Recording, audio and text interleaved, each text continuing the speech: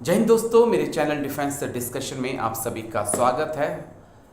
I hope कि आप सभी ठीक होंगे। मैं भी ठीक हूँ। ध्यान रखिए अपना, गर्मी बहुत ज़्यादा पड़ रही है। अग्निवीर को लेकर देश का मेन स्ट्रीम मीडिया बहुत ज़्यादा चर्चा कर रहा है। कुछ चैनल्स हैं, बड़े बड़े पत्रकार हैं, वो अग्निवीर के लिए कह रहे हैं कि 3000 अग्निवीरों ने ऑपरेशन सिंदूर के दौरान हिस्सा लिया और उन्होंने अपने आप को प्रूफ किया है। और नो डाउट इसमें अग्निवीरों की ट्रेनिंग पर, अग्निवीरों के शौर्य पर, उनकी वीरता पर किसी को शक नहीं था। वो भारतीय सेना के ट्रेंड उस्तादों के नीचे ही ट्रेनिंग करके आए हैं और वो भारत माता के ही सपूत हैं, तो उनके अंदर शूरता और वीरता की कोई कमी नहीं है। लेकिन सवाल इस बात का है, जो मेन स्ट्रीम मीडिया नहीं कह रहा है, कि अगर ये 3000 अग्निवीर जिन्होंने इतना अहम रोल ऑपरेशन सिंदूर में निभाया, इनमें से 75% अग्निवीरों को घर भेज दिया जाएगा। सवाल तो इस बात का है कि हम इस टैलेंट को कैसे अपने घर भेज सकते हैं।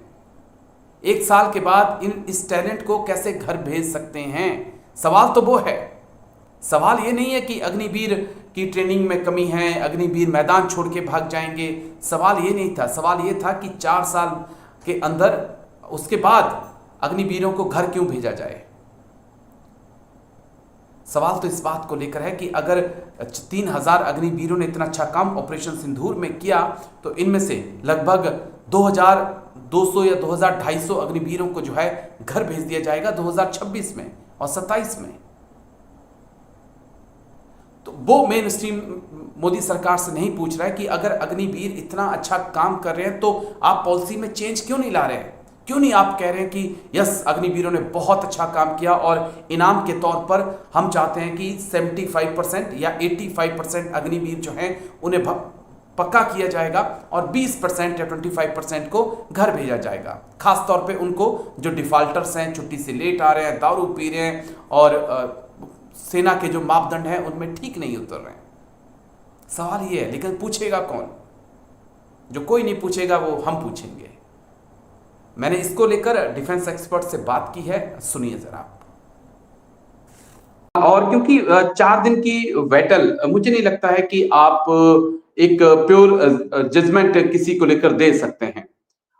ये सिर्फ एक ट्रेलर था और इसमें भी मुझे लगता है कि अभी ना तो आर्मी की उतनी ज्यादा इन्वॉल्वमेंट हुई एयरफोर्स को छोड़कर, ना ही नेवी की।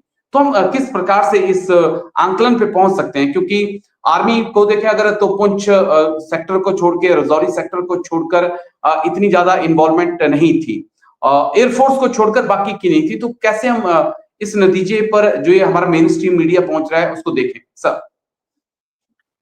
राजेश, हो ये रहा है कि मेन स्ट्रीम मीडिया ने अग्निवीर की दिक्कतें क्या हैं या अच्छाइयां क्या हैं उसके बारे में गहन अध्ययन करना पड़ेगा।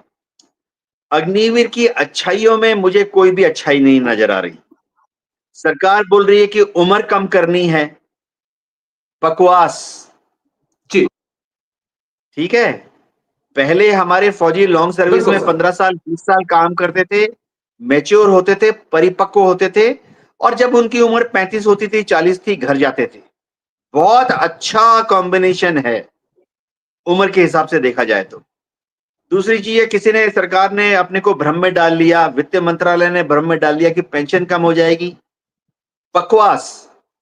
क्योंकि अगर फौज में 12 लाख होने हैं लोग, तो 12 लाख तो रहेंगे ही, वो भी लॉन्ग सर्विस वाले रहेंगे। अग्निवीर तो बिल्कुल नीचे से आ रही है ना। 5वें साल से तो आपने उतने लोगों को परमानेंट रखना ही है, लॉन्ग सर्विस देना ही है, तो पेंशन कैसे कम होगी। जी तीसरी चीज है, लोगों ने कहा कि अग्निवीर बनने से ये सारे जो हैं 4 साल का एक्सपीरियंस लेकर जब बाहर सिविल में जाएंगे तो इनकी काफी कीमत होगी। अरे भाई, एक फौजी को आपने 4 साल तक सिखाया कि बोफोर्स तोप कैसे फायर करना, उसको कल निकाल दोगे, वो मेरठ की गलियों में जाके ये बोलेगा अपनी सीवी में कि मुझे बोफोर्स तोप लोड करनी आती है और फायर करना आता है। वो कहेगा वेल्डिंग आती है, नहीं। वो कहेगा कंप्यूटर चलाना आता है, वो बोलेगा नहीं। वो बोलेगा तेरे को लकड़ी काटनी आती है, घास काटना आता है, वो कहेगा नहीं। तो ये भी बकवास तर्क है कि जब ये बाहर जाएंगे तो इनकी एक्सपीरियंस की वजह से देश के लोग और देश के प्राइवेट कंपनीज इनको बर्फी की तरह से और रसगुल्ले की तरह से नौकरियां दे देंगे। ये भ्रम है। ट्रेन में सर, ट्रेन में सीट तो देते नहीं है। ट्रेन में फौजी को बैठने के लिए सीट तो देते नहीं है। जॉब की बात तो दूर की बात है सर। राजेश देखो, ऐसा है कि अग्निवीर जैसे स्कीम दुनिया में कई देशों पे है। कहाँ होते हैं मैं आप बता दूं, दुनिया में कुछ देश तो हैं जैसे चीन, जहां पिछले 70 साल से डंडे मार मार के मम्मी डैडी के सिर्फ एक बच्चा पैदा करते थे। तो वहां पर हालत ऐसे हैं कि चाहे अमीर हो या गरीब हो, कोई भी अपने एकमात्र सुपुत्र या सुपुत्री को फौज में नहीं भेजना चाहते। तो वहां पे डंडे मार मार के जबरदस्ती भर्ती कराई जाती है अग्निवीर की तरह, कि भाई 2 साल तो नौकरी कर ले। दूसरी चीज, फौज बिल्कुल सर। में अग्निवीर जैसी स्कीम अमेरिका में है, ऑस्ट्रेलिया में है, कनाडा में है, इंग्लैंड में है। वहां दूसरा सिस्टम है। वहां क्या है कि सबके पास पैसा है, गरीब आदमी होते नहीं हैं। सब लोगों के घर में कार, फ्रिज, 3-3 बेडरूम के घर हैं। तो वहां फौज कोई नहीं ज्वाइन करना चाहता। तो वहां सरकार उनको हाथ जोड़ के बोलती है, या तो आजा 2 साल कर ले, उसके बाद चले जाना। ऐसा ही इजराइल में है। इजराइल की बात थोड़ी अलग है, वहां पॉपुलेशन बहुत कम है, फौज बड़ी सी उन्होंने मेंटेन जी की हुई है, तो जिसमें बच्चे ही नहीं है। जितने युवा हैं वो भी फौज ज्वाइन कर ले फिर भी कम पड़ जाते हैं। तो इजराइल में सबको कहते हैं यार आ जाओ, 2-2 3 साल ज्वाइन कर लो, क्योंकि फौज तो रखनी है ना, हिजबुल्लाह से लड़ने के लिए, हमास से लड़ने के लिए, हूती से और ईरान से लड़ने के लिए। तो इजराइल में भी अग्निवीर जैसा 2 साल 3 साल का कॉन्स्क्रिप्ट लेते हैं, क्योंकि उनकी पॉपुलेशन ही कम ही, पॉपुलेशन में बच्चे नहीं है। देश की तादाद इतनी छोटी जी सी है, जबकि देश मिलिट्री इतनी बड़ी मेंटेन करती है। तो हमारे देश में कोई प्रॉब्लम नहीं है। हमारे देश में तो ना चीन जैसी प्रॉब्लम है कि सबके घर में एक बच्चा है। हमारे यहाँ सभी घरों में 2-2 3-3 4-4 बच्चे होते हैं। दूसरी चीज, बिल्कुल सर। हम अमेरिका और जापान जैसे अमीर भी नहीं है कि अमीरी इतनी ज्यादा है कि माँ बाप नहीं चाहते कि बच्चा फौज में जाए।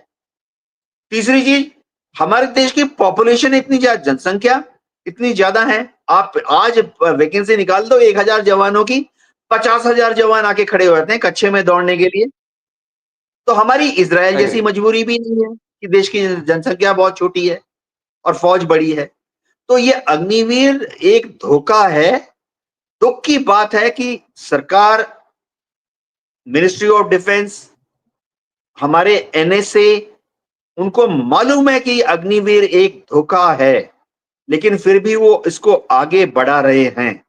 जी चलिए चलिए, उम्मीद करते हैं कि शायद ऑपरेशन सिंदूर में अग्निवीरों ने इतना अच्छे से काम किया है, उसके बाद मिनिस्ट्री ऑफ डिफेंस एक फैसला ले और अग्निवीरों को परमानेंट करे। एटलीस्ट अब वो वक्त आ गया है कि कम से कम सरकार फ्रंट फुट पे आए और कहे कि नहीं, हम चेंजेस कर रहे हैं, हम 80% या 75% को पक्का करेंगे। 25% जो है, जिन्हें थोड़ी सी प्रॉब्लम है, फिजिकल है, कोई नशेड़ी है, कोई छुट्टी से लेट आ रहा है, कोई ठीक से काम नहीं कर रहा, तो उसको हम बाहर का रास्ता दिखाएंगे, लेकिन उसको हम सीएपीएफ में भेजेंगे। ऐसी मैं उम्मीद करता हूं कि ऐसा होगा, लेकिन लेट्स सी क्या कुछ होता है। लेकिन फिर भी शुक्रिया group captain U K Devnath sir, आप आए और तमाम अहम मुद्दों पर आपने बात रखी, इसके लिए थैंक यू सर। जय हिंद। Thank you sir, thank you.